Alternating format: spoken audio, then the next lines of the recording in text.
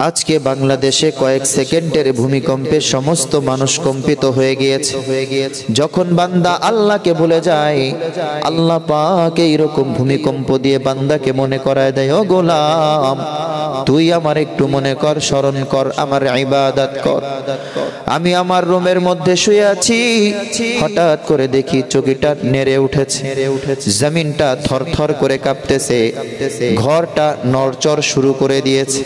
তখনই কালিমায়ে শাহাদাত পড়তে শুরু করলাম, আর মনে মনে চিন্তা করলাম মায়ার নবী বলেছেন কোন এক শুক্রবারে দুনিয়া কিয়ামত হবে। সেই চিন্তা করে কালিমায়ে শাহাদাত পড়তে শুরু করলাম, আর মনে মনে চিন্তা করলাম মনে হয় আজকেই দুনিয়া কিয়ামত হয়ে যাবে।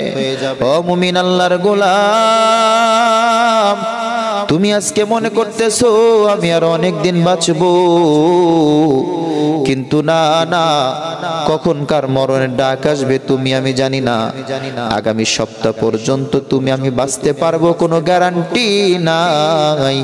এই জন্য সময় থাকতে সাবধান হয়ে যাও, হায়াত থাকতে আল্লাহর দিকে ফিরে আসো।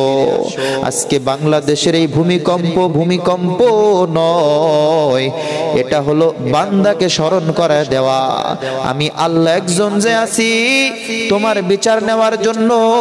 ও গোলাম তুমি আমার দিকে ফিরে আসো, আমার ইবাদত করে জান্নাত কামাই করে আমার কাছে আসো।